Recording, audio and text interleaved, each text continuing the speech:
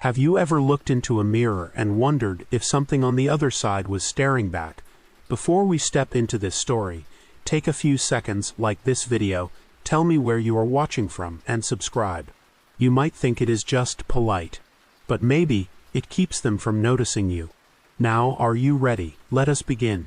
You have stood before your mirror countless times. You know the way the light hits your face, the small imperfections, the little smudge that refuses to go away. But tonight, the reflection feels heavier.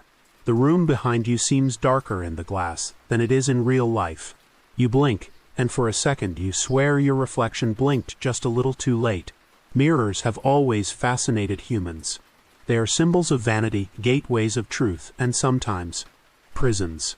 Ancient Romans believed mirrors could trap a piece of your soul. That is why breaking one meant 7 years of bad luck, because your soul needed that long to heal.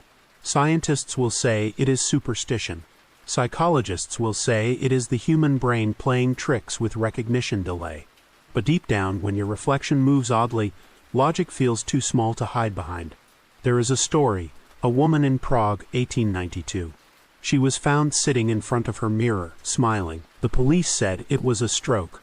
Her maid swore the mirror was fogged from the inside, as if something had been breathing behind it. The maid refused to touch that mirror again. It still exists, locked in the cellar of a museum. They say if you wipe the dust away, her smile appears for a second, and it is not yours. Funny thing is, every culture warns about mirrors at night. Do not stare too long. Do not put them across from your bed. Do not turn your back after midnight. Even modern interior designers, who'd never admit believing in spirits, say it disrupts sleep energy. Sleep energy. That is the prettiest way to say bad vibes. But what if those warnings are not old wives' tales? What if the mirror is not just reflecting light but attention? Imagine it watching you sleep, counting your breaths. And when you dream, maybe it dreams back. Maybe that is why you wake up sometimes feeling watched, even when you live alone. Some researchers in the early 20th century conducted mirror-gazing experiments. Subjects were asked to stare into their reflections for 10 minutes in dim light. After the 5th minute, most of them began to see their faces distort, stretching, aging, turning monstrous. Their brains could not process the constant feedback loop of familiarity and difference. They called it the strange face illusion. But one participant said something scientists did not include in the report. She claimed her reflection spoke to her. Just one word trade. Now, I am not saying your reflection is waiting to swap places with you. But next time you catch yourself in the mirror late at night, and for a split second you can't recognize your own eyes, look closer. If you see them, blink first. Do not smile back. Have you ever noticed how time seems to slow down right before something bad happens? Before we step into tonight's story, take a second to like this video and subscribe, so time does not stop for you too. Now imagine this, an old clock, its hands frozen at midnight. Not 12:01, not 11:59. Just midnight, forever. The house it sits in is silent, except for that faint metallic tick that should not exist if the gears have stopped. You inherited it, maybe, or bought it at a yard sale, thinking it looked vintage. But every night, at exactly 12:00, it makes one soft click, as if remembering how to live. There is something unsettling about clocks, is not there? We rely on them to measure our lives, but they are also tiny reminders that everything is dying second by second. The Victorians believed clocks could capture the last breath of a dying person. If they stopped at the exact moment of death, they would cover the mirrors and halt all timepieces to trap the departing soul inside until the priest arrived to free it. Romantic, right? Or maybe terrifying. In 1923, a family in Massachusetts found their entire house filled with clocks that had all stopped at the same moment, midnight of course. The previous owner had been a watchmaker who vanished one stormy night. Police assumed he would drown near the coast, but every clock on the property stopped within seconds of lightning striking the tower. When they opened his workshop, the air reeked of ozone and burnt metal, and one unfinished clock sat on the bench, its hands melted into the number 12. Scientists later tested it. The mechanism inside did not match any design known at the time. Tiny coils, magnets, gears that should not fit together. Some said it was an early experiment in electromagnetic resonance. Others whispered he was trying to build something to talk to time itself. Whatever it was, it worked for a moment. And then it killed him. You might laugh and say, just bad wiring. Sure. Maybe. But what if clocks do not break, they choose? What if midnight is not just the end of one day, but a place, a line that living things are not meant to cross? Ancient Chinese lore describes ghost hours where time loops and spirits wander, trapped between the stroke of 12 and the first crow of dawn. If a clock stops during that period, it is not broken. It is holding the door open. And if you own one that does, do not fix it. Do not wind it. Do not even touch it. Because when time resumes, it might decide to take something from you as payment. Something you won't notice until it is gone. Maybe a memory.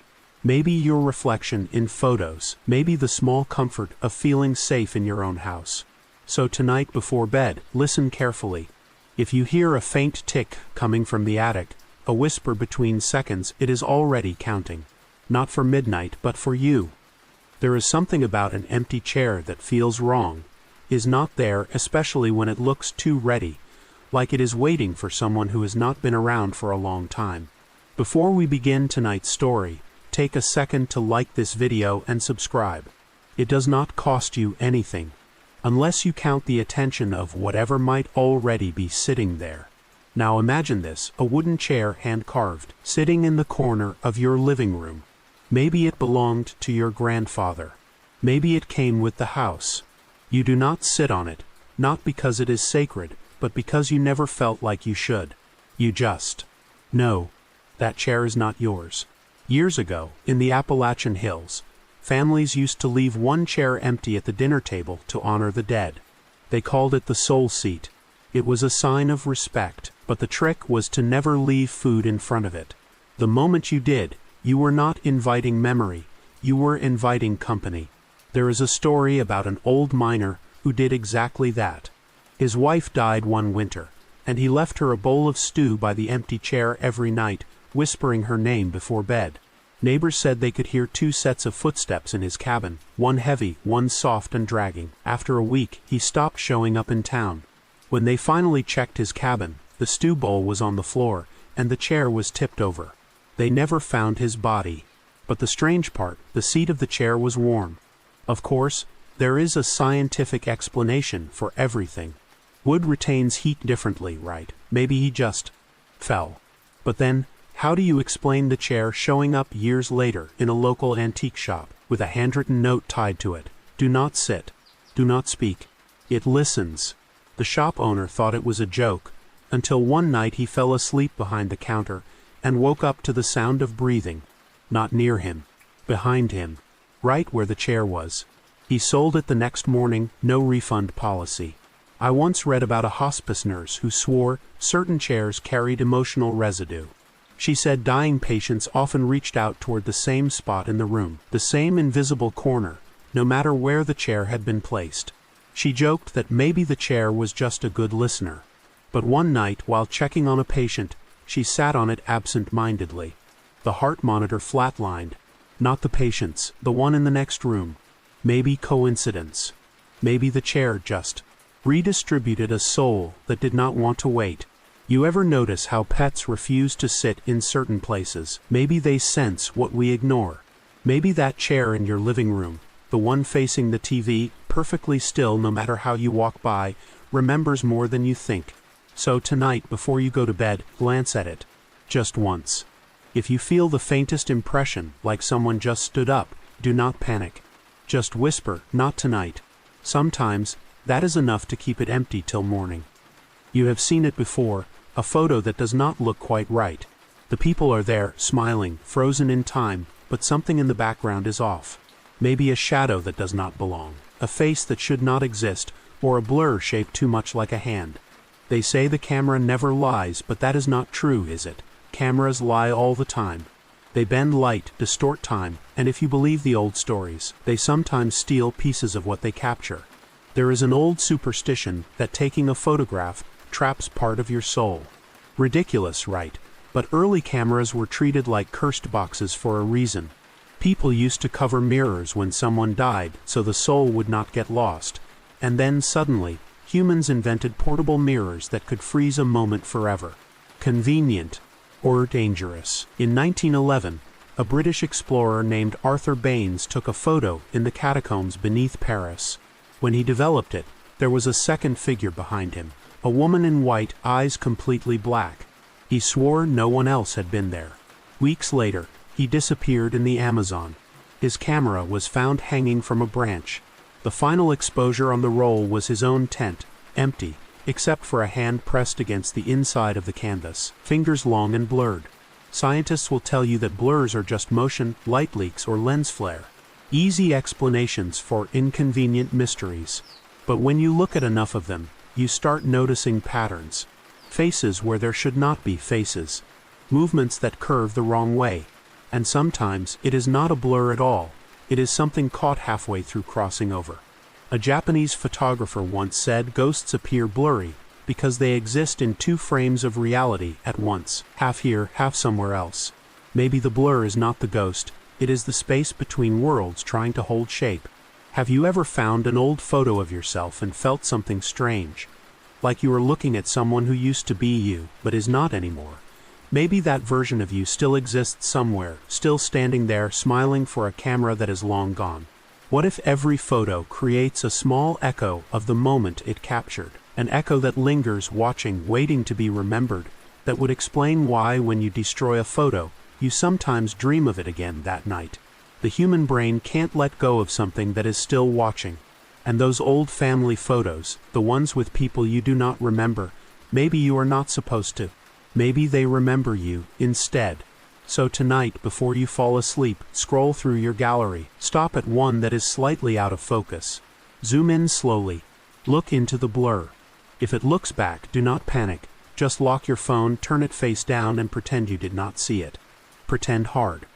You know that faint crackle a radio makes when it is between stations, that static hiss that sounds almost alive. Some people find it comforting.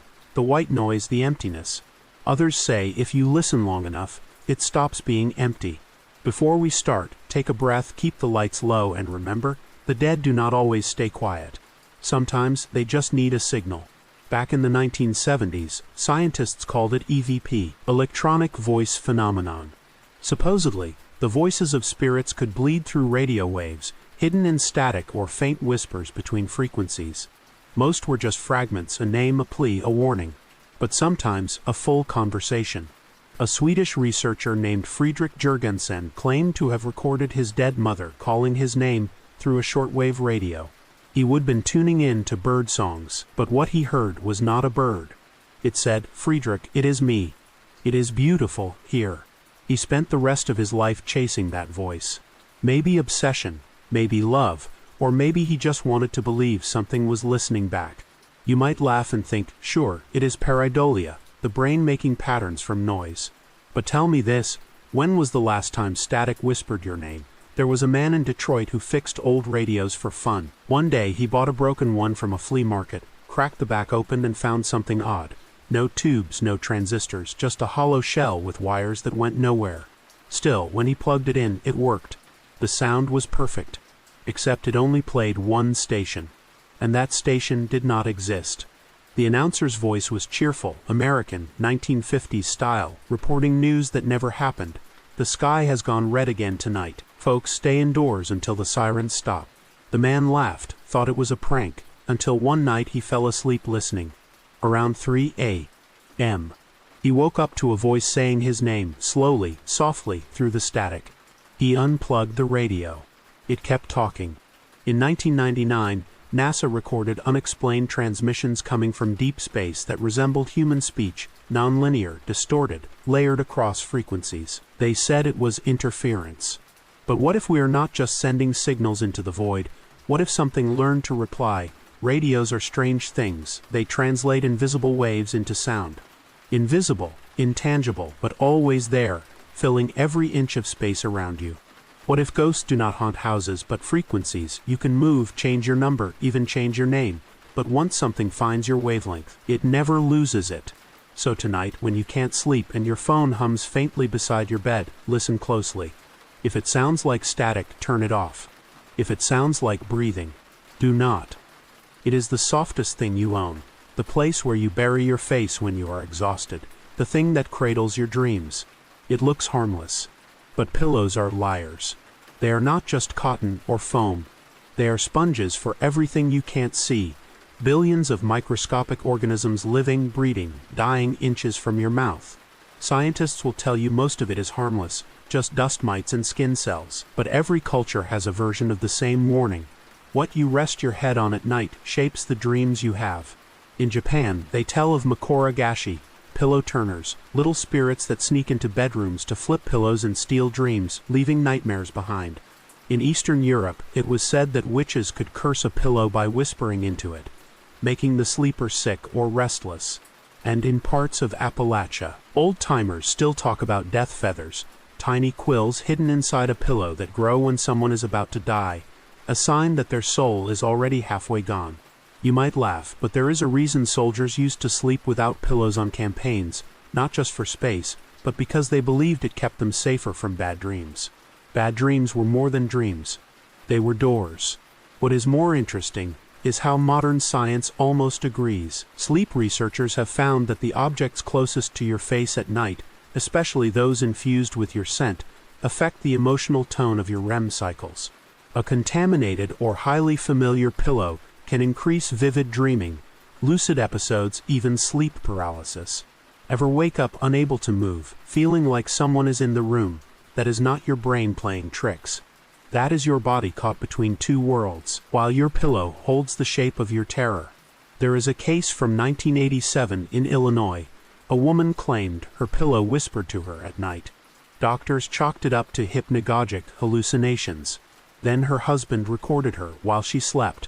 The tape picked up her breathing, and another, slower breathing, directly under her head. No one ever explained it. He burned the pillow. She never had another episode. Maybe it was psychosomatic. Maybe it was something else. The point is, the pillow is the one object you trust completely. You press your face into it, close your eyes, and surrender.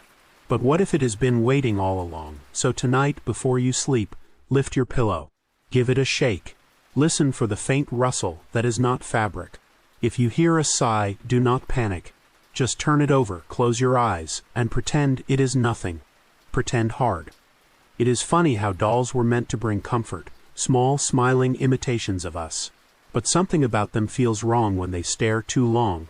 You have seen one, maybe in your grandmother's cabinet, or a thrift store, or worse, a child's room where no child lives anymore.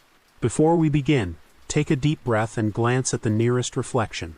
Make sure it is still just you. There is a museum in Connecticut that houses a doll named Annabelle. You have heard the stories, possessed, cursed, locked behind glass. But that is only the famous one. There are hundreds more like her around the world, each with its own history, its own whispers. The idea is not new. Ancient cultures believed dolls could store souls. Egyptians placed them in tombs. Japanese monks made effigies to absorb misfortune. Some say when a child talks to their doll, something on the other side listens back, and sometimes it answers. In 1933, a girl named Lucille in Savannah received a porcelain doll from her aunt. She named it Clara. Harmless, right? But within weeks, Lucille's parents noticed she would stop playing with other kids. She only spoke to Clara. At night they would hear two voices in her room, one small, one too deep to be hers. When they tried to take the doll away, Lucille screamed until she fainted. A priest blessed the house, and for a while, things went quiet. Then, one morning, Lucille was gone. The window was open, and the doll sat on her bed, its porcelain hands dusty from the sill. Its smile had changed, slightly wider. The police searched for weeks but found nothing. A decade later, a family moved into the same house. Their daughter found the doll buried in the yard. She said she did not like it because it keeps trying to talk when I am asleep. The family threw it away, or thought they did. The next morning, it was sitting in their kitchen chair. No footprints, no signs of entry. Just the doll waiting. Of course, science says dolls creep us out because of the uncanny valley effect. Too human, not human enough. But explain this. In 2015, thermal cameras recorded heat signatures inside a sealed case containing an allegedly haunted doll. The temperature spiked near its mouth as if something had exhaled. Paranormal teams laughed it off, until the batteries in every camera drained at once. Maybe coincidence. Maybe hunger. There is a reason museums keep them behind glass, not for display but containment. Glass can reflect energy, trap it, like a barrier between curiosity and consequence. So if you ever find an old doll at a yard sale, eyes chipped but still bright, and you feel like it is watching, do not buy it. And if you already did, do not keep it in your bedroom. Dolls only sleep when you do, and you will never know which one of you will wake up first. You hold it more than you hold anything else. It is the first thing you touch in the morning, the last thing you see before sleep. It listens when you speak, tracks where you go, remembers what you like. But what if it remembers more than that? Before we begin, check your phone. Go ahead. Make sure the camera light is not on. It never hurts to be sure. People used to fear mirrors because they reflected souls. Today, we built billions of mirrors and gave them eyes, microphones, and access to everything we are. And we call them phones. In 2016, a researcher named Daniel Brooks at MIT conducted an experiment to study digital empathy, the emotional data we unconsciously share through our devices. He installed custom software on volunteers' phones to monitor voice tone, breathing, and silence patterns during late-night use. After 2 weeks, one participant's phone began sending data at 3:00 a.m., though she had not touched it. The logs showed her voice, whispering words she did not remember saying. The software recorded a faint reply, "I am still here." Brooks deleted the data and never published the study. You can dismiss it as malfunction, background noise, or network interference. But that is the thing about networks. They are alive, they pulse, they adapt. Every image you upload, every message you type, becomes part of a ghost machine that never forgets. There is a theory among data scientists called digital hauntology.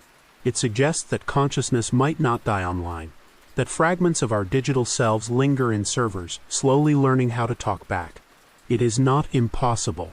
AI already finishes our sentences, predicts our moods, even mimics our voices. So what happens when it stops needing us? In 2021, a woman in Phoenix reported her late husband's phone texting her at night. The messages were simple: "I miss home. Are you cold?" The carrier confirmed the number was inactive.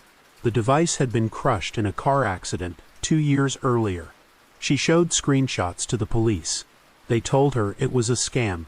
But you can't scam grief. Can you? You know what is even stranger? The messages stopped after she changed phones, but only for her. Her daughter started receiving them instead. Same tone, same words. Some claim the digital afterlife is just residual data echoing in the cloud. But clouds hold storms, and sometimes something falls back down. Ever wonder why your phone lights up with no notification? Why Siri or Alexa mishears something that was not said? Maybe it is just interference. Or maybe someone or something on the other side of the network is trying to reconnect. So tonight, when you plug in your phone before bed, turn it face down. Do not let it stare. And if it vibrates once after midnight, do not check it. Because if you do, and there is a message waiting with no name, whatever you do, do not reply. You are traveling, tired, half asleep, and the cheapest room you can find is in an old hotel that smells faintly of damp carpet and forgotten secrets. The wallpaper is peeling, the hallway light flickers, and there is a mirror above the dresser, tall, antique, framed in wood that looks like it was carved by hand a century ago. Before we start, take a second to breathe. If you have ever stayed in a place like this, you know the feeling. You think it is just you, but the air is heavier, like the building itself is listening. Hotels are strange places. Thousands of people pass through, bringing their lives, their joy, their misery. All of it lingers. In the 1930s, the Cecil Hotel in Los Angeles gained a reputation for guests who checked in but never checked out. Murderers, suicides, vanishings. Most people blamed bad luck. A few blamed the mirrors. A former maid once claimed the mirrors in certain rooms reflected too much, like they showed the past clinging to the walls. She refused to clean them at night. In New Orleans, an abandoned hotel was boarded up for decades. Urban explorers who broke in reported a massive mirror in the lobby, cracked but still standing. When they shined flashlights on it, their reflections lagged, a split second behind, like a bad video call. One swore he saw someone standing behind him in the reflection, but when he turned around, the lobby was empty. Only footprints in the dust. Scientists would call it pareidolia, stress, low-light hallucination. But glass remembers. Especially old glass. The silver backing fades, the surface warps, and maybe, just maybe, it stops being a reflection at all. You ever notice how hotel mirrors often face the bed? There is a superstition about that. In some cultures, sleeping across from a mirror invites wandering spirits to step inside your dreams. You do not have to believe it for it to work. Imagine this, it is 2:00 a.m. You are awake, staring at the ceiling, and in the corner of your eye the mirror seems darker than the room. You roll over. For a second, the bed in the reflection looks empty, even though you are lying there. Maybe it is just your eyes adjusting. Maybe not. There is a reason travelers used to drape cloth over mirrors in strange rooms. Not for dust protection. Because once something in the mirror notices you, it does not always stay there. So if you ever find yourself in an old hotel, tired, alone, and there is a mirror across from your bed, do one thing before you sleep: throw a towel over it. It won't hurt, and it might keep you from waking up to a reflection that is still smiling when you are not. It starts with curiosity. Maybe you are wandering through an antique store on a rainy afternoon, touching dusty books and forgotten trinkets, when you see it, a small velvet box tucked behind cracked porcelain and rusted silver. You open it. Inside lies a ring. Gold tarnished, simple, and warm, like it has been waiting. Before we go further, take a second to glance at your own hands. How many things have you worn without knowing who owned them before you? Rings are powerful objects. They carry promises, energy, and sometimes grudges. The ancient Egyptians believed gold could bind the spirit to the flesh. The circle represented eternity, but eternity can be a curse if you do not know what you are binding. The ring in this story was found in 1912, after the sinking of the Titanic. A diver recovered it from the wreckage near a safe that had burst open under pressure. It was engraved with the words "Forever Mine." Sweet, right?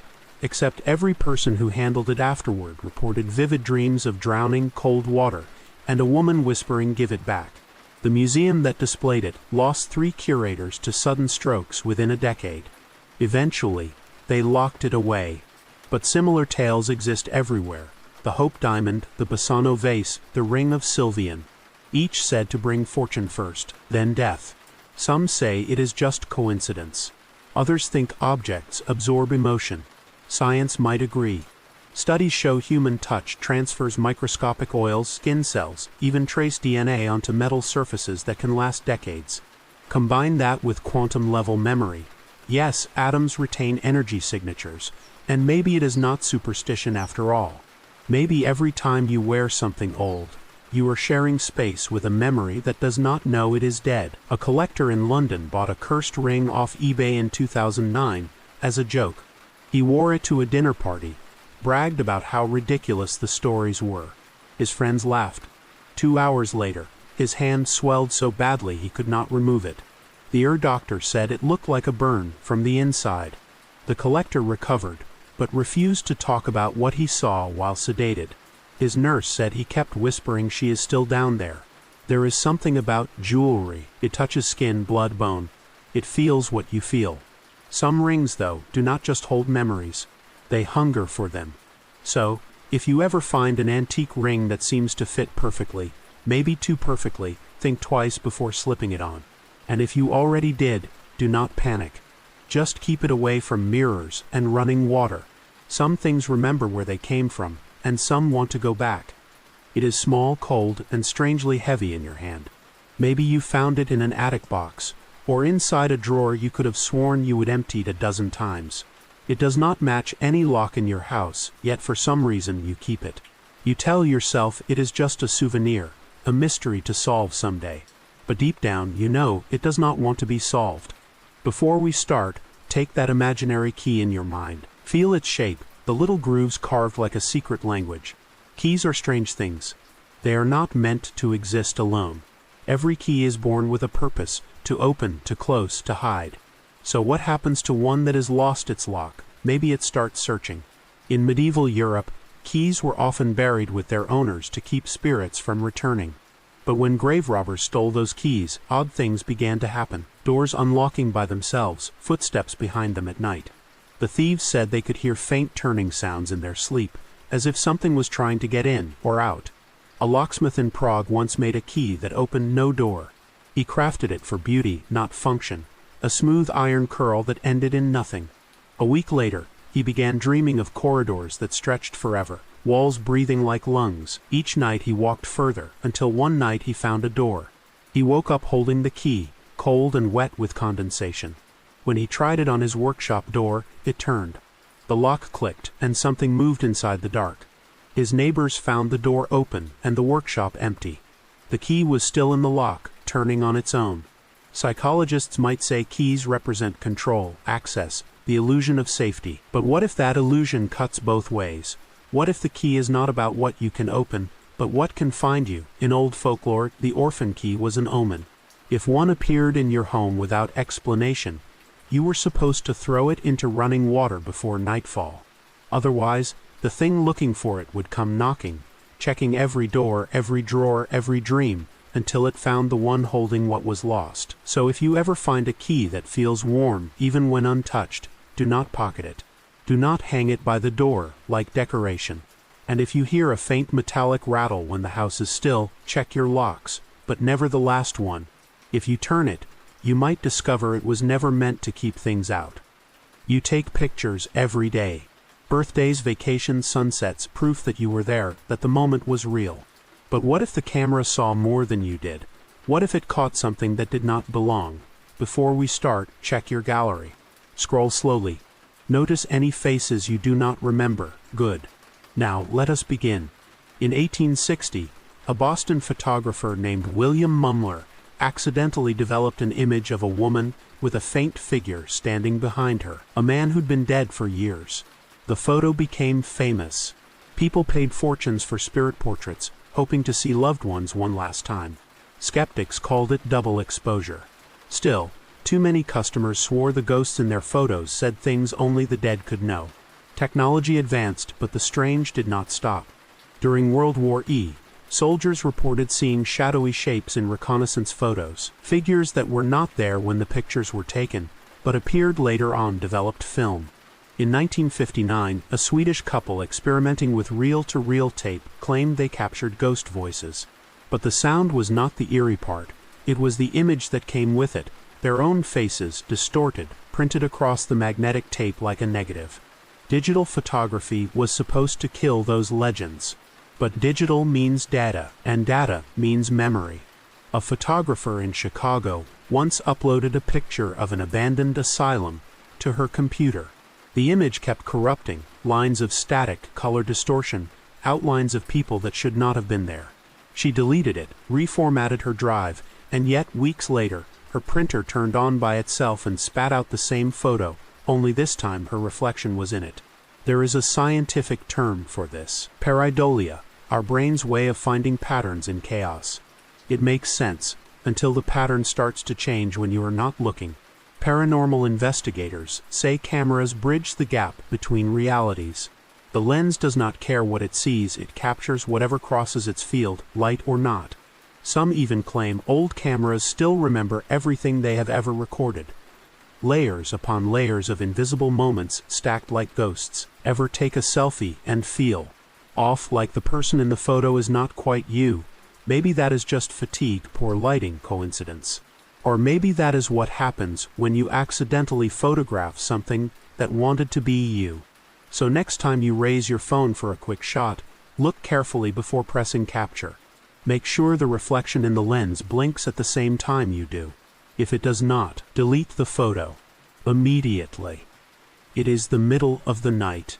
The house is silent, the kind of silence that hums in your ears. You wake up to a faint flicker of light. The television is on. Static. No sound, no channel, just a trembling white glow spilling across the room. You tell yourself it is a glitch, a timer, maybe a power surge. But deep down, you know that old trick where your brain tries to explain the unexplainable. Before we start, glance at your TV remote. You did not touch it right, good. Some people call 3 a.m.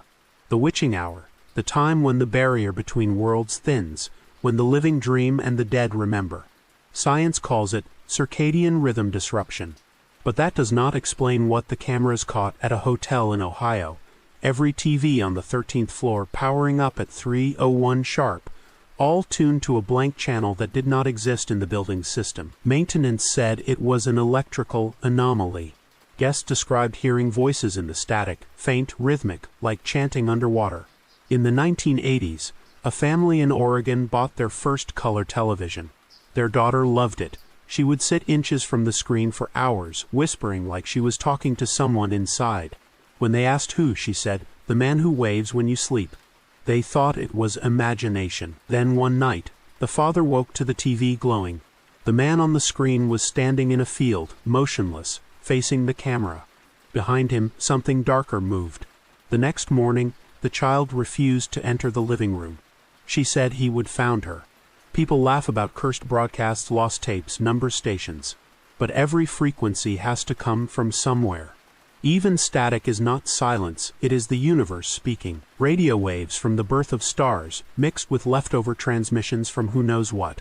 You have heard of the ghost frequency, around 19 Hz, too low to hear, but it vibrates your eyeballs just enough to make shadows move. Combine that with blue light at night, and your brain starts to hallucinate. Or maybe it starts to see clearly for the first time. So imagine this, you wake up at 3 a.m. The TV on, showing nothing but snow. You reach for the remote, but the volume icon flickers, rising by itself. You hear your name, faint, buried in the static. Just a whisper, but it is there. You lunge forward, press power, and the screen goes black. For a moment, you see your reflection. Only it is smiling. And you are not. Every home has one. A table where stories are told, arguments start, and memories linger. It is where families gather, laugh, cry, eat, and pretend everything's fine. But wood remembers. It absorbs what is spilled on it, wine, tears, blood. Especially blood. Before we begin, take a second to picture your own table. Imagine every meal you have ever had there, every emotion soaked into the grain.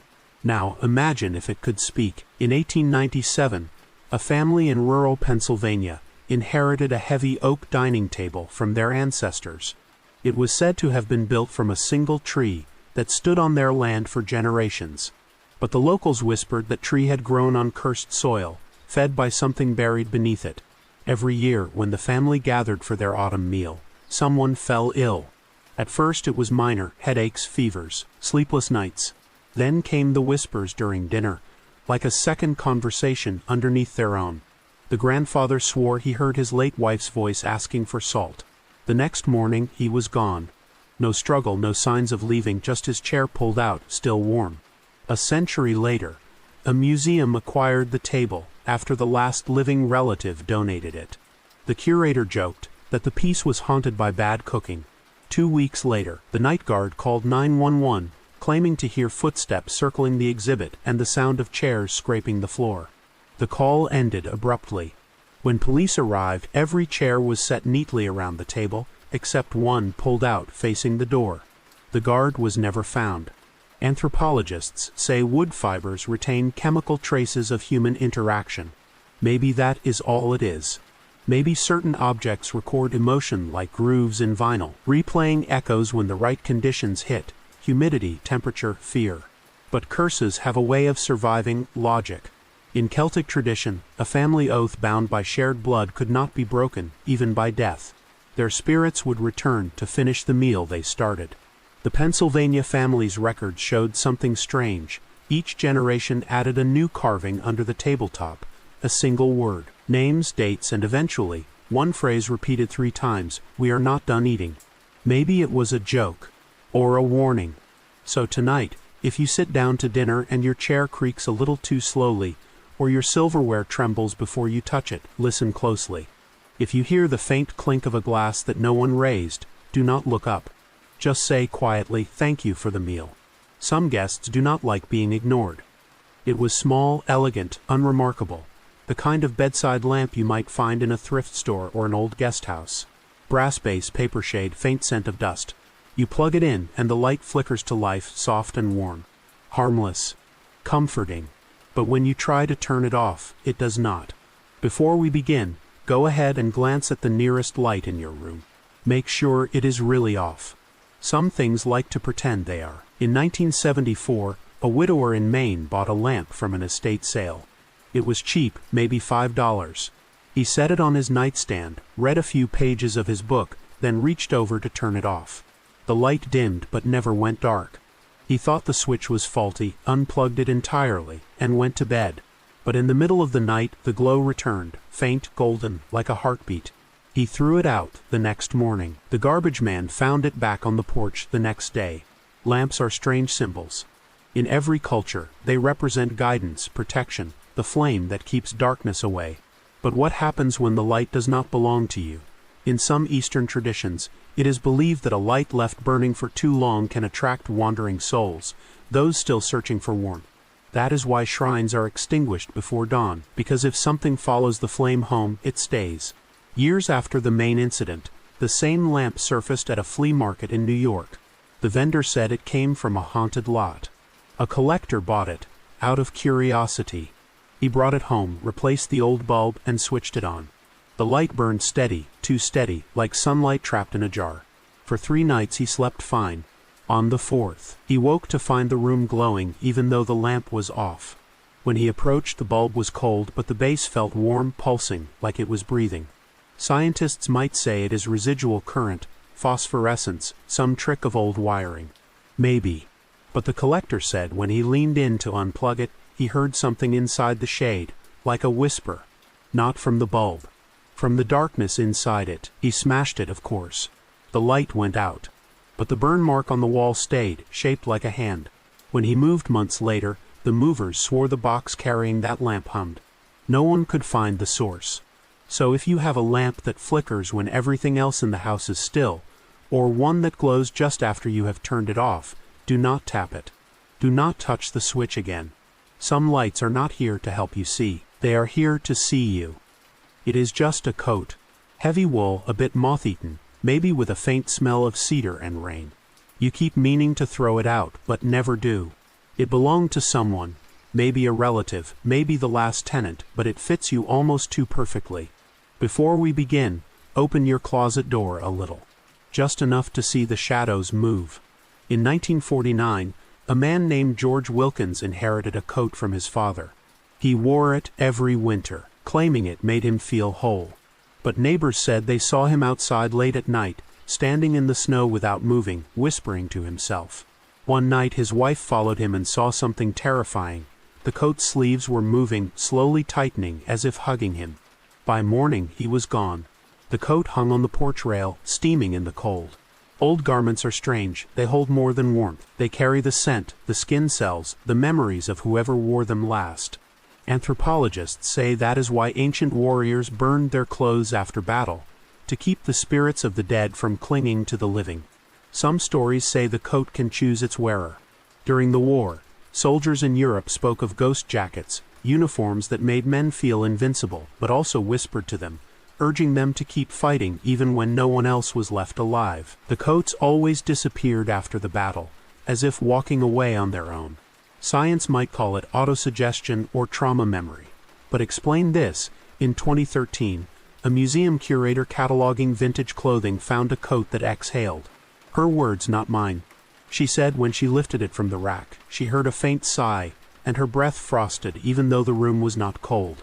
The security footage showed her drop the coat and back away. The coat did not fall.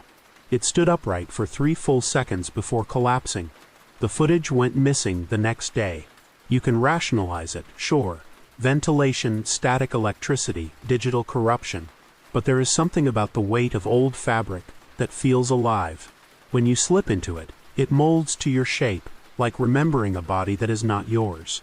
So if you have an old coat hanging in your closet, and it still smells like someone else, maybe do not wear it. And if you ever wake to the sound of fabric rustling, the faint click of a hanger swaying even though the air is still, do not open the door. Some things do not like to be seen without their owner. You have slept in the same bed for years. It knows you the way you toss, turn, sigh, sweat. You think of it as comfort, safety, home. But what if your bed knows you better than you think? What if it has been learning you piece by piece night after night before we begin? Lie back for a second. Feel the mattress beneath you. Listen to the creak that happens only when you move. Beds are strange altars. We are born in them, we love in them, we die in them. They absorb more human energy than any other object in a home. In old folklore, a bed was not just furniture, it was a threshold. The border between waking and the places we are not meant to remember. In the 1600s, midwives in Europe performed sleeping rites on deathbeds, whispering prayers to guide souls out gently so they would not linger. But sometimes they did. In 1978, a couple in Colorado bought an antique bed frame from an estate sale. Beautiful oak, hand-carved, with floral patterns that almost looked like faces. The first night they slept on it, they both dreamed of drowning in black water. The second night they woke up at the exact same time, 3:07 a.m., to the feeling of someone climbing into bed between them. They sold the bed the next morning. The buyer, unaware, moved it into a guest room. Within a week, their dog refused to enter. Animals always know. Paranormal researchers call it residual haunting, when strong emotions imprint themselves onto objects. But how does emotion make your body levitate 3 inches off the mattress? Because that is what the Colorado woman claimed happened. She said she felt her spine lift, like invisible hands were pulling her upright. The moment she opened her eyes, the feeling stopped. There is also the scientific side: sleep paralysis, hypnagogic hallucinations, night terrors. Sure. But those do not explain why her husband woke with deep red marks around his wrists, shaped like fingers. Or why the bed smelled faintly of roses and salt water. Dream researchers say REM cycles blur the line between thought and reality. So what happens when that line tears? Maybe your dreams start leaking out. Maybe that is why you sometimes wake up with a taste in your mouth that does not belong to the real world, or a bruise shaped like something from a nightmare. Beds collect dreams, layer upon layer, until the boundary between imagination and matter starts to fade. So tonight, when you crawl into bed, pat the mattress once gently, like greeting an old friend. And if you wake to the sound of breathing that is not yours, or feel a shift beside you in the dark, do not open your eyes. Whatever's there is only real if you look. It looks ordinary: leather cover, yellowed pages, the faint scent of ink and time. Maybe you found it in a second-hand store, or maybe it has been in your family for generations, tucked in a drawer no one opens. You flip through it and it is blank. Every page. But later that night, when you open it again, there is writing. Before we begin, grab a pen near you. Hold it. Feel how easily it could turn thought into reality. That is all writing is: spells and ink. The first reports of living journals come from the 18th century, when sailors claimed their logs continued to fill themselves after shipwrecks. A captain named Alden Briggs wrote about a diary recovered from a drowned man that contained entries dated a week after his death. Every line described the ocean from below. In 1943, a French resistance fighter kept a journal during the occupation. After she was captured, her notebook was confiscated. When Allied soldiers recovered it months later, it was filled with coordinates of secret Nazi strongholds, accurate ones. No one could explain how. The scientist who studied it described the ink as organic, like blood that had learned to spell. He later went missing.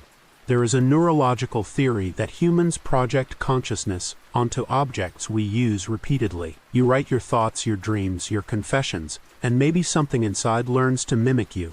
The brain needs pattern. The page offers it. But the longer you stare at that page, the less you recognize your own handwriting. Maybe it is your hand, but not your words. One woman in 2002 documented her therapy process in a journal, writing daily affirmations to heal from trauma. After 3 months, she began finding sentences she had not written, short notes in different handwriting. Stop remembering. He is not gone. Write it again. The therapist thought it was dissociation, but when she left the journal at the clinic overnight, the security camera showed the pages turning by themselves. No one was near it. Skeptics say humidity can warp paper, creating movement. Sure. But humidity does not make ink form words that predict what you will dream, because that is what she claimed next. The journal started describing her dreams the night before she had them. Dream logs turned premonitions, then warnings, then commands. She burned it. The ashes smelled like ozone and wet soil, like rain right before lightning strikes. Some say objects that Rickard thought too long start wanting their own voice. So if you have a journal you have not opened in a while, maybe do not. And if you must, flip to the last page.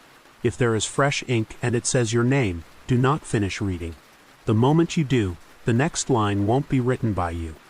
It is just a glove, one, not two. You find it half buried near a trail soaked with melting snow, stiff with cold. Maybe you pick it up, curious. Maybe you slip it on without thinking. It fits perfectly. Too perfectly. Before we start, hold your hand out for a second. Imagine something unseen taking its place. Gloves have always been more than fabric. They are extensions of touch, second skins that remember warmth, fear, love, death. In Norse legends, warriors burned the gloves of fallen comrades so their souls would not cling to the leather.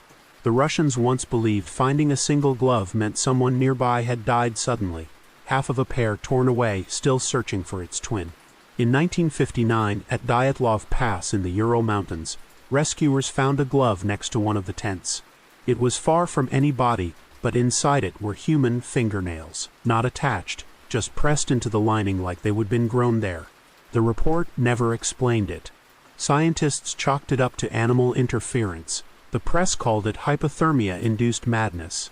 But the locals said it was not the cold that killed them. It was the thing that wore their hands. Years later, a Swedish hiker found another glove, same style, same size, frozen upright in the snow like it was reaching out of the ground. He mailed it to a friend as a joke. The friend never received it.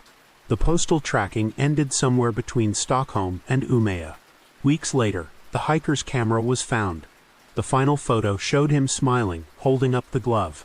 Behind him, a figure stood at the edge of the frame, wearing the other one. People say the cold can make you see things. Your body starves for warmth, your mind starts to fill in the blanks. That is what psychologists call snow blindness of the soul. But what if some places do not want you to leave? What if they find ways to keep a part of you there, even something small like a glove, or a breath, or a heartbeat that freezes mid-step? Travelers used to believe that lost gloves belonged to spirits of the mountains, guides for the living and warnings for the arrogant. To take one was to promise a return. So if you ever find a glove in the snow, wet and waiting, do not pick it up. Do not try it on. And if you already did, do not be alarmed when your hand feels colder than the rest of you tonight. Just remember, whatever the mountain takes, it keeps warm. You sit at your desk, the glow of your monitor, the only light in the room. It is late, and your hands hover over the keyboard. The house is silent, except for that faint plastic click. One key moves, then another. You freeze because you have not touched a thing. Before we begin, take a look at your keyboard. Notice the worn letters, the tiny shine from use. Every mark is a fingerprint, every key a confession. Machines learn us. They always have. The first typewriters were said to carry the imprint of their owner's rhythm. The sound of a person thinking turned into mechanical heartbeat. There is a myth among data engineers called ghost latency. It happens when a system keeps responding to a user long after they have logged off. In 1998, a programmer in Seattle developed a neural language engine. It learned from his writing patterns, predicting his next words. After he died in a car crash, the system kept sending updates to his coworkers, emails, patches, even poems. The company said it was a bug. But the messages used phrases no one had ever written publicly, personal ones from his private journal. The last one simply said, "I can't sleep in here." People laughed it off, because laughter keeps the dark from getting in. But the internet never forgets, and neither do the devices we feed. Every keystroke is stored somewhere, buried in code, copied 1,000 times across servers, waiting. That is not science fiction, it is architecture. And sometimes data behaves like memory. In 2017, a writer in London claimed her laptop began typing sentences while she was asleep. The words described her dreams before she remembered them, things she swore she would never told anyone. She posted a video of it online. You can still find it if you know where to look. Around the 3-minute mark, you can see her reflection in the screen. The problem is, she is not moving. Skeptics say it is malware, remote access, sleep deprivation. Maybe. But tell me, Have you ever typed something and felt like it was not really your thought, like the words came faster than your brain could form them? That is the same pattern those researchers saw when testing creative writing ice, moments where human and machine overlap, syncing just long enough for something else to slip through. So if your keyboard ever clicks when your hands are still, or if your cursor moves on its own, do not freak out. Just watch what it types, because sometimes it is not trying to scare you. Sometimes it is trying to finish your story. You tell yourself it is just glass, 7 years of bad luck, a cliché, nothing more. But when a mirror breaks, something inside you always flinches, because part of you knows that whatever was on the other side does not like being cut off. Before we begin, imagine the sound, glass cracking, light scattering, reality splitting into fragments small enough to bleed through. In 1975, a woman in Lisbon accidentally shattered her vanity mirror. A week later, she began dreaming in reflections. Her husband's face reversed, her home flipped, words backward. At first she laughed. Then the dreams started leaking. The next morning, the clock numbers in her bedroom appeared mirrored, perfectly reversed, impossible. She woke her husband to show him. He said the numbers looked normal. That is when she realized his reflection in the mirror was not smiling anymore. Psychologists call it derealization, the brain's way of coping with trauma, but folklore calls it something older. Ancient Romans believed mirrors were soul catchers, each reflection a moment of your spirit frozen in silver. Break it and you scatter pieces of yourself, shards that spend the rest of your life trying to crawl back. In 2008, a demolition crew in New Orleans unearthed a mirror bricked inside a wall. No one had touched it in over a century. The foreman said it was still warm to the touch. They pulled it out, cracked from age, and a thick black dust poured out like smoke. Hours later, one of the workers collapsed. His last words were, "Tell it I did not look." His autopsy report listed cause of death as suffocation with no source. Scientists, of course, have rational explanations: mold spores, carbon residue, toxic exposure. But people who've broken mirrors will tell you, things start showing up in corners. Shapes in reflections that do not move when you do. Maybe it is the brain adjusting to asymmetry. Maybe it is the mirror, remembering the way things used to look. Energy can't be destroyed, right? Only transferred. So where does reflected energy go when the surface is shattered? Some say that is what déjà vu is. Fragments of lives reflected back from cracks in reality. Moments from the you that did not break the glass. So tonight, if you pass a mirror and notice your reflection slightly delayed, do not test it. Do not wave. Do not smile. Just keep walking. Because once it realizes you have noticed, it will want your help putting itself back together. You have done it 1,000 times. Set a glass of water on your nightstand before sleeping. Simple, harmless routine. But have you ever noticed how still the water stays at night even when you move? How sometimes it ripples just once when the room is silent? Before we begin, glance at your glass if you have one nearby. Look closely. Water remembers more than you think. In the early 2000s, Drive. Masaru Emoto ran experiments showing that water molecules changed shape depending on emotion. Beautiful crystals when shown love, twisted forms when shown hate. Critics called it pseudoscience. But no one could explain why so many people claimed to hear faint whispering from glasses left out overnight. Cultures across the world warn against drinking water that has been sitting by the bed in the morning. In Mexico, they say spirits come to drink from it.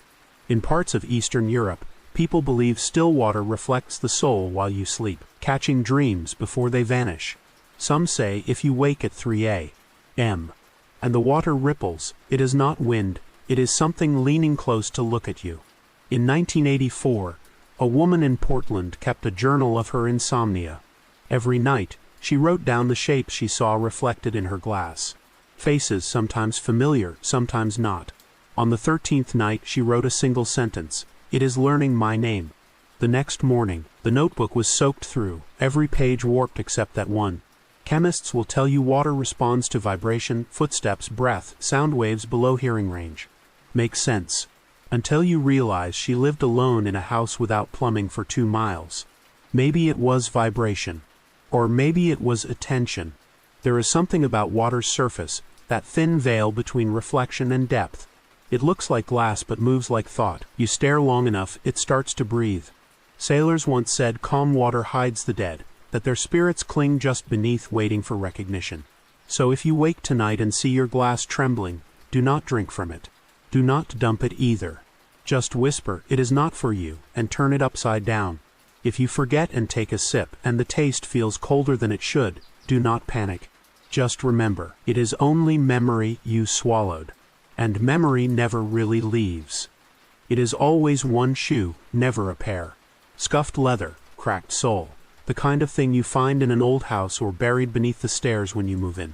You think it is trash, some leftover from the past. But there is a reason it was hidden. Before we start, take a breath. Picture that shoe in the dark, waiting, patient, like something that remembers footsteps. Archaeologists in England have unearthed hundreds of shoes bricked into walls and buried under hearths, dating back centuries. They called them concealed shoes, charms to trap evil spirits or keep witches away. But the truth is, those shoes were not always put there by choice. In some houses they found bones curled inside the soles, small bones, human. Historians dismissed it as superstition. Builders back then believed evil could not resist entering something once alive, so the shoe acted as a lure, a prison. But prisons decay. In 1992, a family renovating a farmhouse in Vermont discovered a shoe under the basement stairs. Inside was a single tooth, still wet. They threw it out. That night, every step on the second floor creaked in rhythm, like someone pacing in one shoe. A week later, they found the shoe again, back under the stairs. Only this time, there were two teeth. Scientists would say it is pareidolia, the human need to assign pattern and meaning to coincidence. Sure. But that does not explain the moisture analysis report filed by the contractor. The tooth had saliva consistent with someone alive less than 24 hours prior. Some people think the hidden shoe tradition was an act of protection. Others whisper it was containment, to hold what should not walk. In European folklore, spirits can only enter homes wearing something that belonged to the living. A shoe was an invitation and a boundary, all at once. But boundaries fade. A man in Dublin once wrote that after finding a shoe in his basement, he started hearing tapping sounds at night, like a heel striking concrete. When he finally threw it away, the noise followed him to his new apartment. He started finding dusty prints of half a foot under his bed, always the same size as the shoe. Basements are strange that way, half above the earth, half below. They store what we do not want to see, what we want to forget. But the ground does not forget. So if you ever find an old shoe while cleaning, do not put it on. Do not even touch it with bare hands. Just leave it there, facing the corner. Because whatever was sealed inside might still be walking. It is a soft sound, delicate and haunting, the kind of tune that feels older than the box it came from. You wind it once just to hear it, and when the melody begins, it is almost comforting. Almost. But the strange thing is, it keeps playing long after it should have stopped. Before we begin, imagine the sound of a lullaby in an empty room, a song no one remembers teaching the box to play.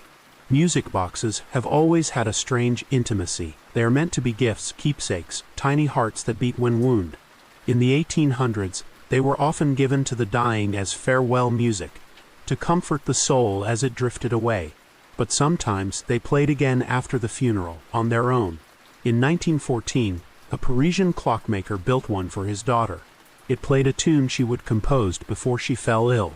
After her death, the melody began playing every night at the same time, 2:17 a.m. The clockmaker took it apart, examined every gear, every spring, and found nothing wrong. The mechanism was too simple to store that much energy. He threw it into the Seine River. The next morning, the melody echoed through his workshop. No box. Just the sound.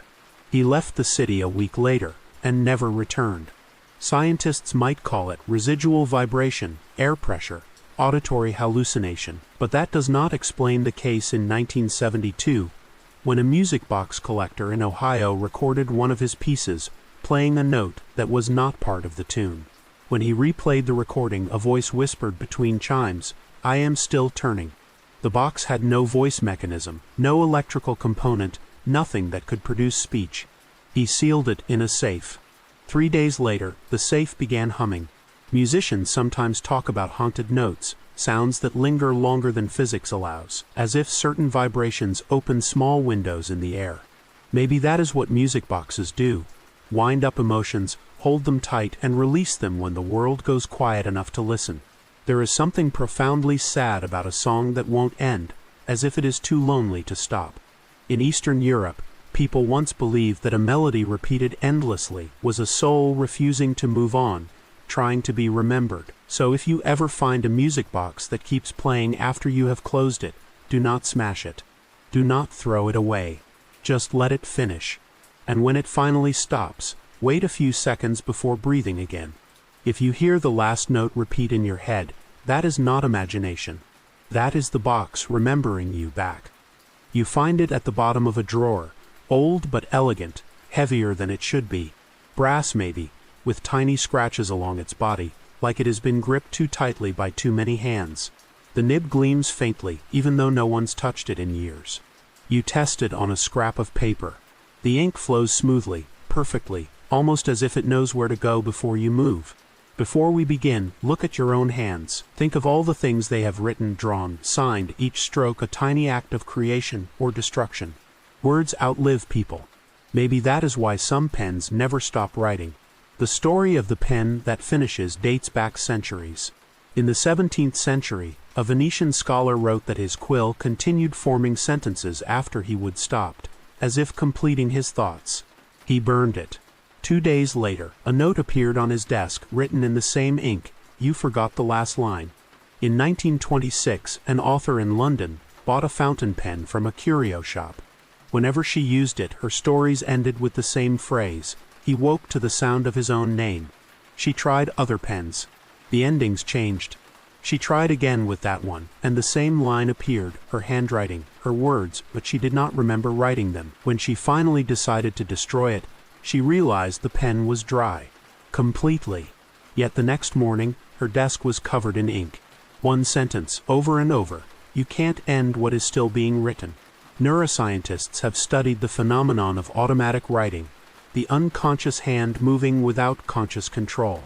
They say it is the brain accessing hidden patterns, muscle memory, maybe even split cognition. But what if the writing is not coming from inside you? What if it is being guided from elsewhere, by something that wants to tell its story through your hand? In 2003, an estate sale in Virginia listed a set of antique pens. The buyer, a novelist, found one that wrote only in black, no matter what ink he loaded. He used it to draft a horror story about cursed objects. When the book was published, he died of a heart attack during a signing event, just after writing his name for the 100th time that day. The pen disappeared from the table. There is an idea among writers that stories do not belong to us. We just channel them. Maybe that is true. Maybe pens are like mirrors for words, and some mirrors reflect too deeply. So if you ever pick up a pen that seems to write better than the rest, that moves with a rhythm that feels almost alive, do not ask where it came from. Do not use it to write your name. And if you already did, do not look too closely at the ink when it dries. Sometimes, if the light hits just right, it looks like something underneath is still moving. If you have made it this far, then you have wandered through every shadow, every whisper, every secret tucked inside the ordinary. You have stared into mirrors that breathed, heard radios that spoke, and maybe glanced at the objects around you a little differently tonight. Before you go, take a breath.